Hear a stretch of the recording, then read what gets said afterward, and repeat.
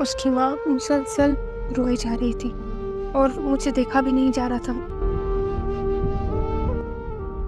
ہائے ہماری بیٹی اور اس کا نصیب سب برباد ہو گیا، کیا ہوگا؟ مسلسل رو رہی تھی۔ میں ان کے پاس بیٹھا ہوا تھا۔ کیوں کیا اس نے ایسا؟ کیوں کیا؟ اس کا باپ سر پیٹ رہا تھا، ان کی اکلوتی بیٹی سی تھی اور میں سر جھکائے بیٹھا تھا۔ کیا ہوا ایسا؟ کیوں کیا اس نے ایسا؟ یہ سب کے منہ پر یہی سوال تھا اور میں چپ بیٹھا تھا۔ رستم تم کچھ جانتے اس کے بارے میں؟ اس کا بھائی میری طرف دیکھ کے بولا۔ نہیں، میں نہیں جانتا۔ میں نے نظریں جھکائی اور ان کو سارے جواب مل گئے۔ رستم تو اتنا بے غیرت ہوگا، میں نے سوچا بھی نہیں تھا۔ اس کی ماں نے میرے گریبان پکڑ لیا تھا۔ مجھے کچھ پتا نہیں ہے، پلیز مجھے چھوڑ دو۔ یار میں مجبور تھا، میں کیا کرتا؟ میرے پاس صرف یہی جملہ تھا اور میں بے ہوش ہو گیا۔ آنکھ میری ہاسپٹل میں کھلی تھی، میری ماں بھی رو رہی تھی۔ رستم، یہ تم نے کیا کیا؟ خدا فارغ کرے تجھے بھی اور اس بد کردار کو بھی۔ میری ماں مجھے وہ دعائیں دے رہی تھی اور میری آنکھوں سے آنسو طاری ہو گئے۔ اس کا بھائی اسی وقت آیا۔ آ گیا ہوش اس کو؟ اس نے میرے گریبان میں باہر پکڑا۔ بتا کہاں ہے وہ اپنے اکیڈمی والے دوست کے ساتھ۔ کیا نام ہے اس کا؟ خدا اس کے اوپر ہاتھ مت ڈالنے گا ورنہ آپ پچھتائیں گے۔ تو مجھے بتا رہا ہے مجھے پچھتانا ہے یا نہیں؟ بتاؤ مجھے، اس لڑکے کا نام کیا ہے، اس کا سارا بایو ڈیٹا۔ وہ لڑکا بھاولپور میں رہتا تھا اور یہ لڑکی کراچی کی۔ پھر کیا تھا؟ وہ میری بچپن کی مانگ، میری محبت تھی۔ نیہا نام تھا اس کا۔ میں بہت محبت کرتا تھا اس سے، بے تحاشا۔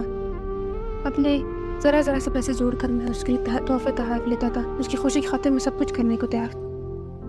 لیکن جو اکیڈمی جانے لگی، اس کا رابطہ ایک لڑکے سے ہوا۔ وہ لڑکے کی محبت میں پاگل ہو گئی تھی۔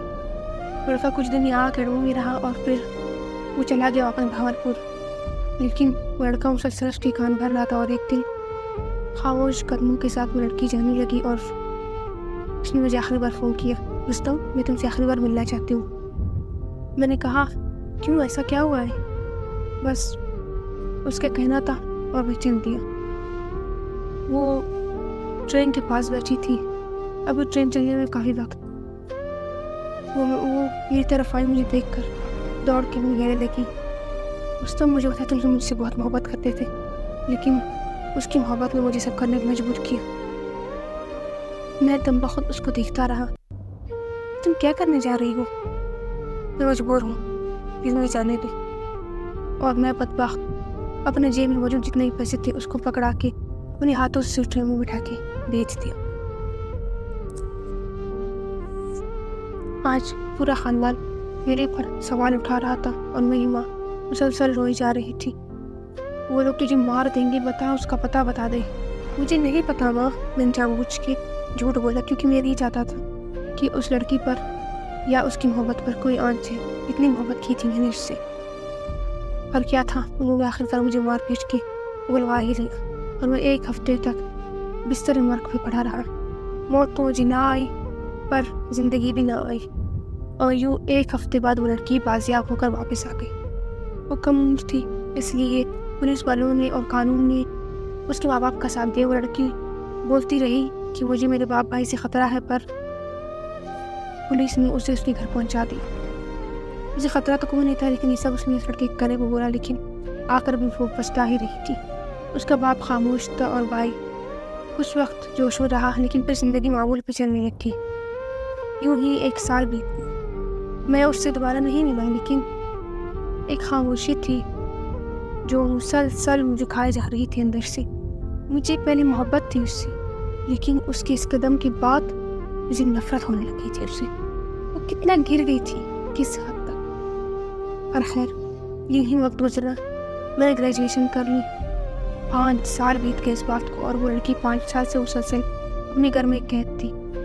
وہ ایک بریلینٹ اسٹوڈنٹ تھی، کیا ہو گیا تھا اسے، اور ایک لڑکے کی بات ہو جاتا اس نے سب کچھ کیا، اور وہ لڑکا ایک پولیس والے کا بیٹا ہو کر بھی وہ ڈر گیا اور اس نے اسے واپس بھیج دیا۔ میں یونیورسٹی تو کلیئر کر لی تھی، لیکن شاید محبت کی منزل میں کبھی کلیئر نہ کر پاؤں۔